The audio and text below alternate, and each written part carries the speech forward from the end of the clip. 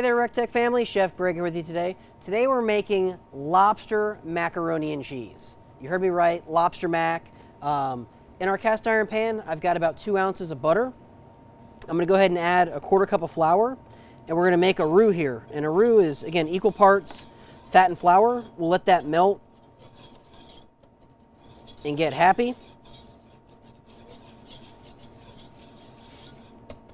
And once that melts, we'll add some, we've got 2 ounces of shallots. We're gonna add a little bit of garlic.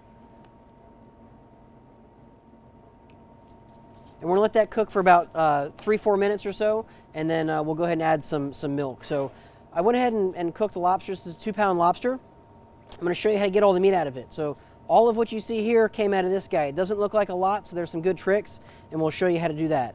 So first, just pull your claws off. Now to remove the tail, kind of give it a little twist. Perfect. And then what we'll do is we will cut this down the back.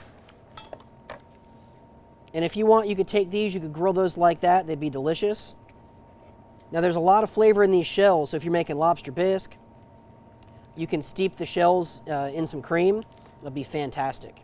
So the best way to get the claw is pull the pincher off, and again, that cartilage will come right out.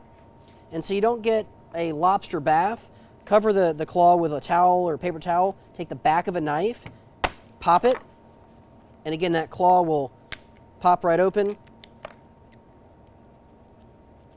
You can pull that meat out, and again, now you have that perfect claw right there. And again, with this knuckle here, cover it with a towel, pop it with the back of a knife. So there's that knuckle in one piece. Okay. Now you'll notice one claw is bigger than the other because one is kind of the crusher claw and one is the kind of the more the rip and as it feeds itself. So again, this claw should be a little bit bigger. Boom, there you go, all in one piece. So this is a great way, again, lobster's kind of expensive. You can get that lobster flavor and not have to break the bank.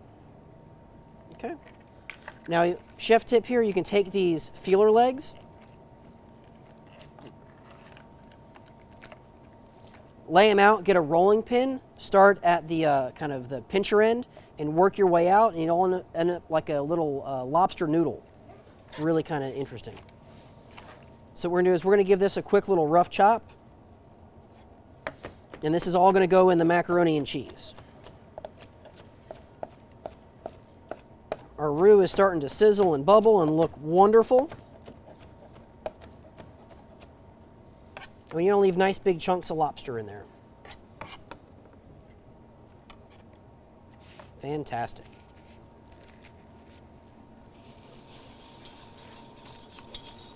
So to our pot here, we're gonna add 2 cups of milk.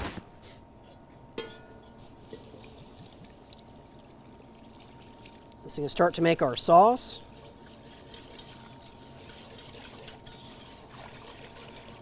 We'll let that come to a simmer. We'll also add 1 cup of heavy cream.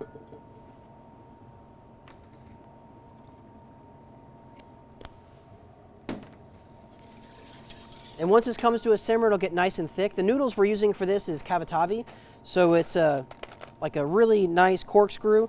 And you want to use a noodle that's got a lot of sides, and definitely you want to use some sort of elbow or noodle that has a hole in the inside so that that sauce can get in the middle. And we've went ahead and cooked this for about 8 to 10 minutes until it's nice and al dente. Now once our cream sauce comes to a boil, we're going to turn the heat off, and the cheese we're going to add here, we have 2 different types of cheese. We have a Butterkase, which is a really rich, delicious cheese. It literally tastes like butter. It's fantastic. And then to bring some like sharp acidity, we're going to put in some sharp white cheddar, and that's going to give the cheese sauce a nice punch. That's going to counteract the sweetness of the Butterkase and the lobster quite nice. Okay, we're almost to a simmer. We're going to add a tablespoon of mustard. And again, that Dijon mustard's got some white wine in there, some really good flavor. So this will take just a second to simmer, and then we'll go ahead and build it. All right, so our sauce is good and thick. We're gonna go ahead and add our cheese. I turned the heat down so this doesn't break. You wanna make sure your temperature's really low, and since that cream is good and hot, this cheese will melt. So we have 16 ounces of Butterkase. So just add about half of that, give it a good stir. Okay, we'll add the rest. We have our white cheddar. This is 8 ounces. This was freshly grated sharp white cheddar. This is going to be tasty. You can see how nice and thick that is. Okay. We'll add a little bit of black pepper. Just a pinch of salt.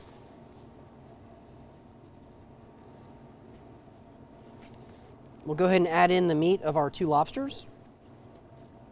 And I'm going to change over from the whisk here to a spoon, just makes it a little bit easier.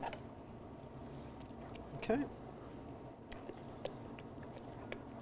We've got about a tablespoon of fresh parsley.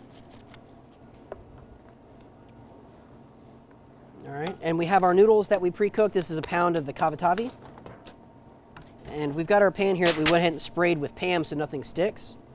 And you just want to kind of fold this around and incorporate that sauce, the noodles, and the lobster. This smells stupid tasty. Okay, so we'll go ahead and get this in here.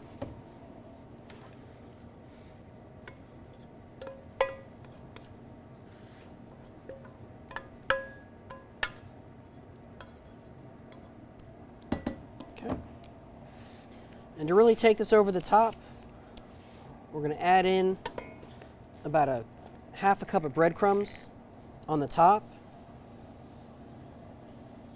We have our RT680 preheated to 350 degrees. We're going to go ahead and bake this for about 35, 40 minutes until it's good and bubbly. That crust has gotten golden brown and delicious. So we'll go ahead and see you at the RecTech. So here we have our lobster macaroni and cheese. We baked it for about 45 minutes. It's good and bubbly and crispier on the outside. And I am going to forego the roof of my mouth for the satisfaction of eating this.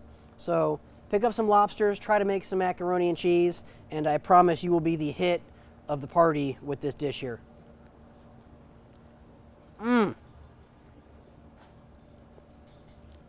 That is fantastic and hot at the same time. I think I just lost the roof of my mouth, but I got a big old pan of macaroni and cheese to eat. Give it a try.